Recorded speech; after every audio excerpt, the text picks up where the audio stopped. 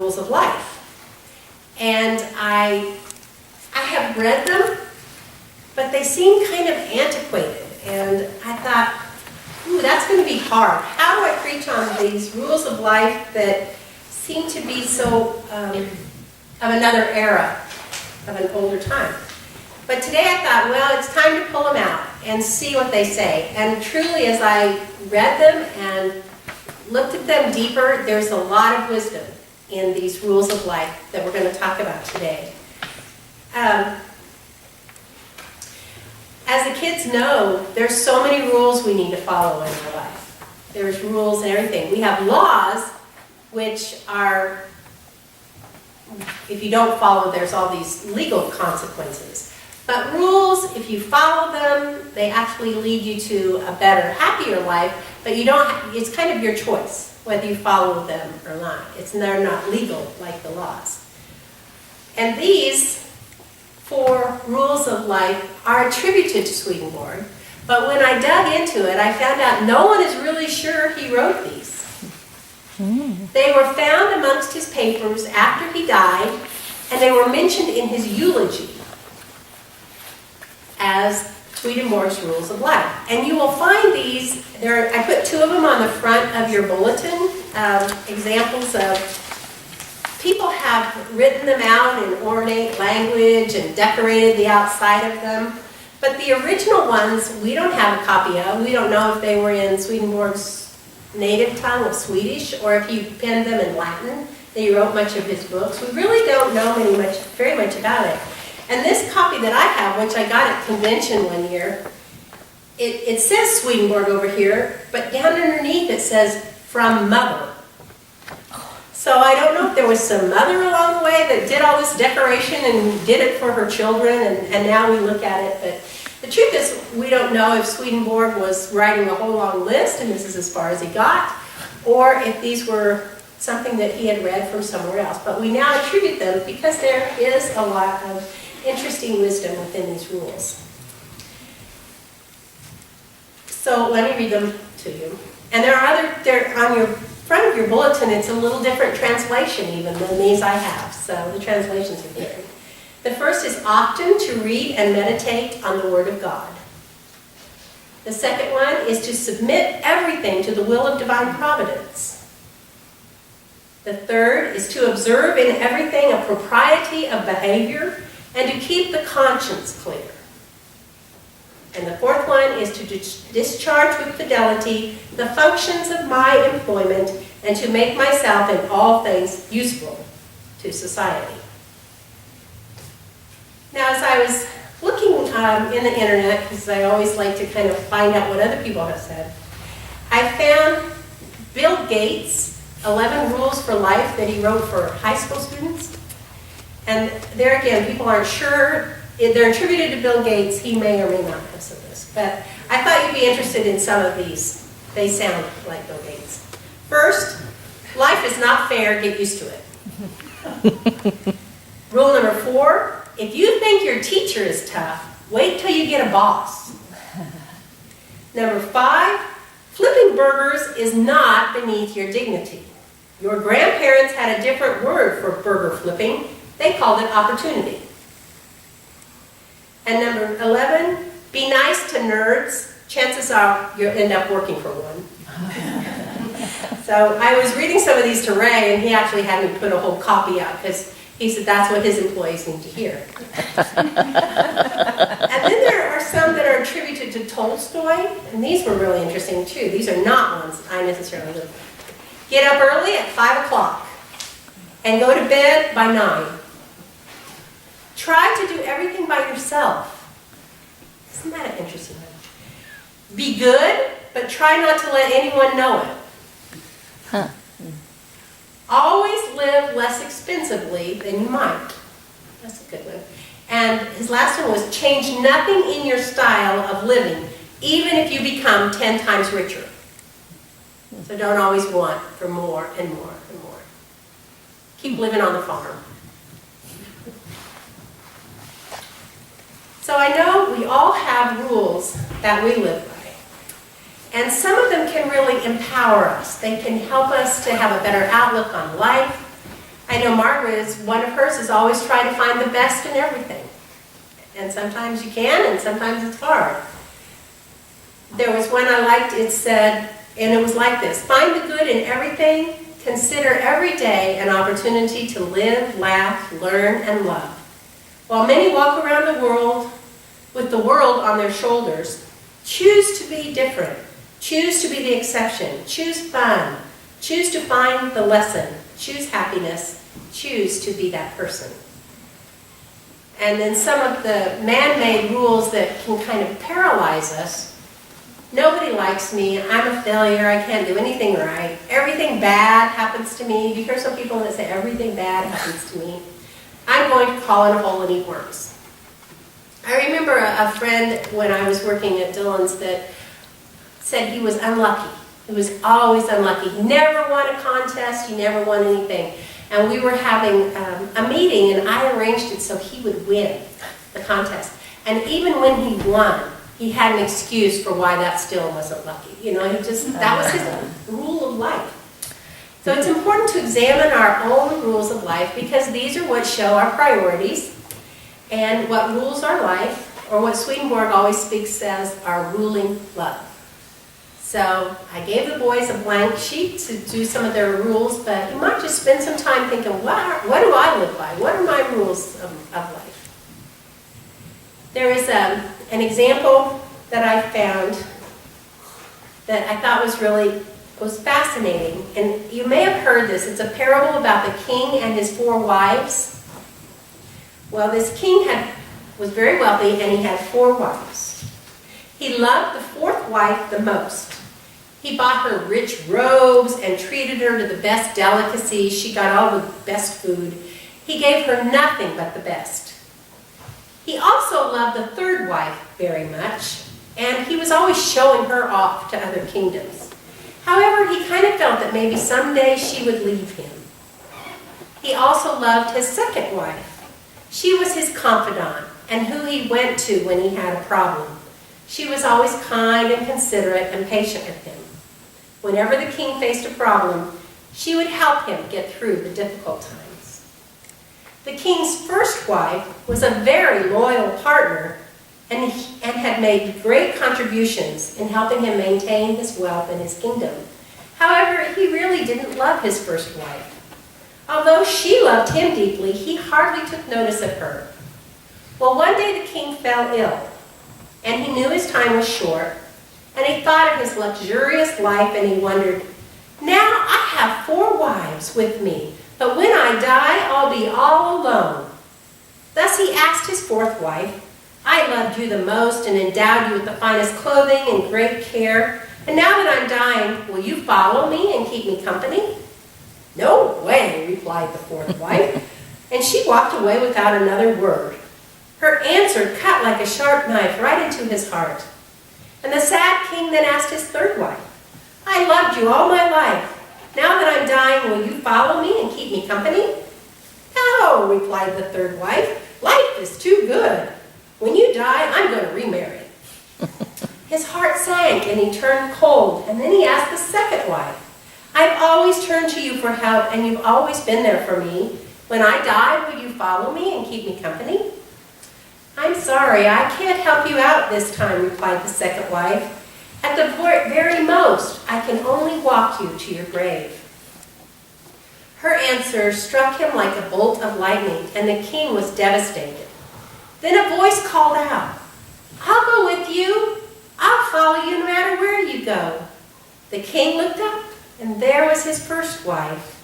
She was very skinny, as she suffered from malnutrition and neglect. Greatly grieved, the king said, I should have taken much better care of you when I had the chance. In truth, we all have 4 wives in our lives. Our 4th wife is our body. No matter how much time and effort we lavish in making it look good, it will leave us when we die. Our 3rd wife is our possessions, our status and our wealth. When we die, it will all go to others. The 2nd wife is our family and friends. No matter how much they have been there for us, the furthest they can stay by us is up to the grave. And our first wife is our soul, often neglected in pursuit of wealth, power, and pleasures of the world. However, our soul is the only thing that will follow us wherever we go. So cultivate and strengthen it and care for it now, for it's the only thing that will follow you to the throne of God and continue with you to eternity. As I looked at these rules of life, these are soul rules. These are rules to help us connect with our soul and to enliven it more.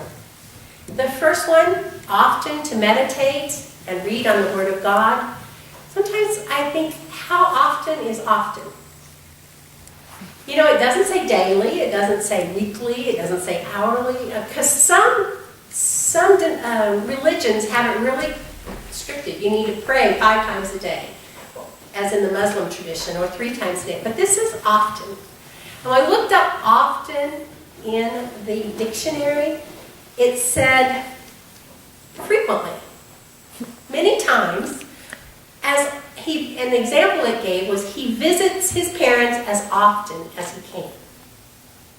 So if we change this to read and meditate on the Word as often as you can, it's a bit more prescriptive, but it still leaves us in freedom to find those times. And it doesn't say just to read it, it says to meditate on it. And I think that was where Swedenborg found that inner meaning, because not only did he read the Word, he meditated and just took a little bit at a time, a verse at a time, to find the meaning in it. The second one, to submit everything to the will of divine providence. And the one on your paper says to be content under the dispensation of God's divine will. So what does that mean? To be content with divine providence. Swedenborg wrote a whole big book on divine providence. So that's time for, that would be another sermon. Maybe that's the one you can do next week, Eric. Divine providence. There's so much there.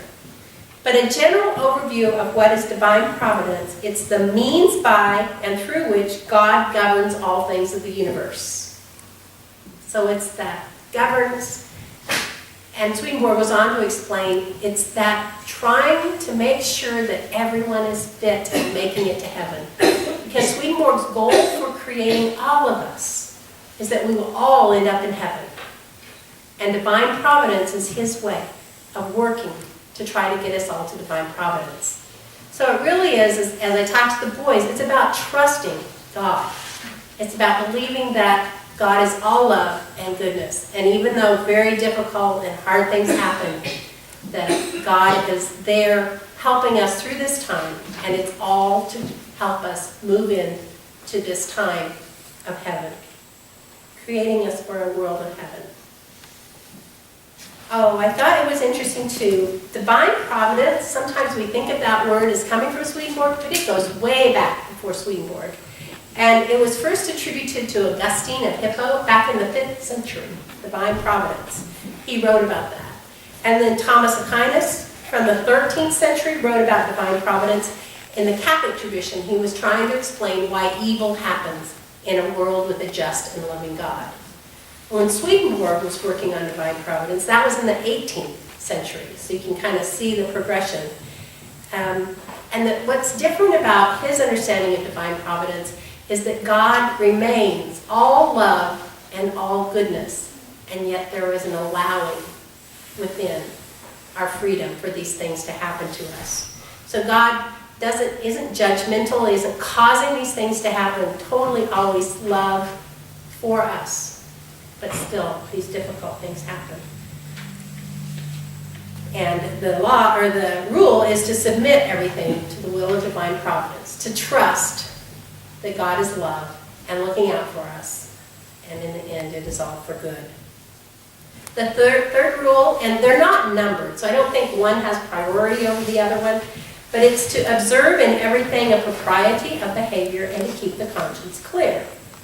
When I was reading these, I was thinking about the commandments, and that's why I read the commandments today, because I thought, well, he doesn't talk anything about love to the neighbor, the golden rule.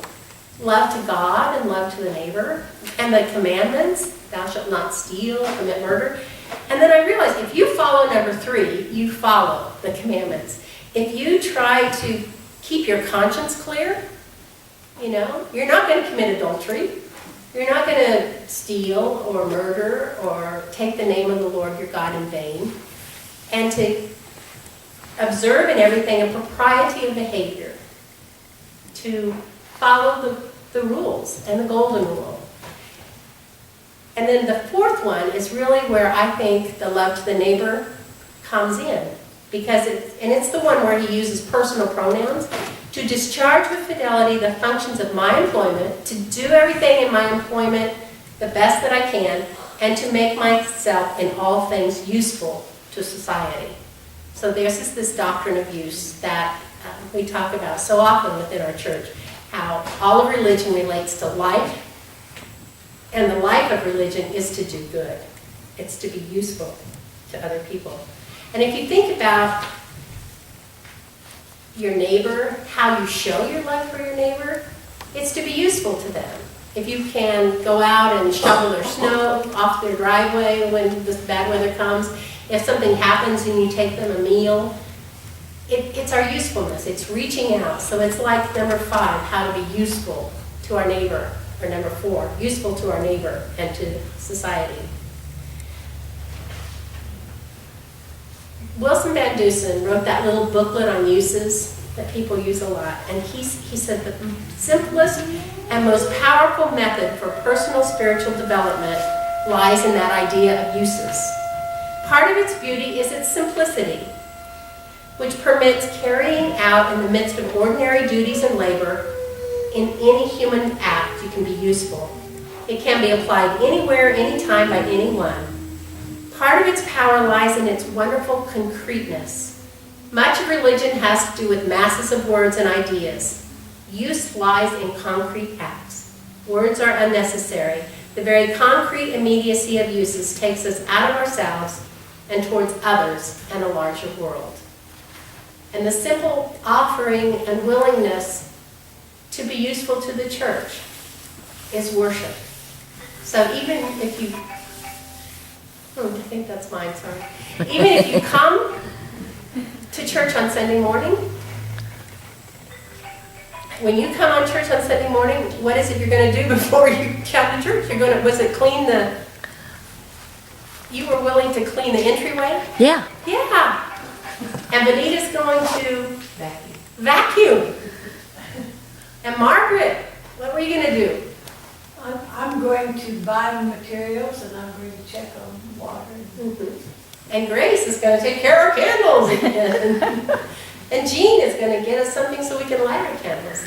All of these are rule number 4, to be useful in what we can do in any way that we can. And Eric offered to take the service next week.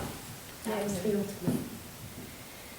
So whether Swedenborg wrote these rules of life or found them somewhere else, there's still as much wisdom and knowledge and things that we can glean from this. So I invite you to think about your rules and what is important to you. What are your priorities in life? And what helps you to get through your day? Let us pray.